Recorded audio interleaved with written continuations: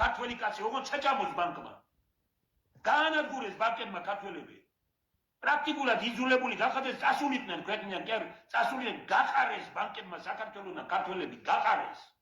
და ამ ქართველებს დღეს თქვენ ართმევთ იმის უფლებას, ხმის უფლებასაც ართმევთ. ეროვნული ხელისუფლება არ უნდა 2 მილიონი ადამიანი, არა მარტო ეს წინახელი, რომელიც 2 მილიონი ადამიანი გაუშვა ქვეყნის გარეთ. ეროვნული ხელისუფლება არ უნდა საზღვრები გახსნა და 170 ქვეყნის წარმომადგენლებს ვიზის გარეშე შეუძლიათ შემოსვლა სოფლიოში მეორე ასეთი ქალაქი არ არსებობს. ეროვნული ხელისუფლებაა, სადაც განათლება სოფლიოს 45 ქვეყანას შორის ვერ ვხვდები, როდესაც საბჭოთა კავშირის დროსაც კი ათეულში ვიყავით.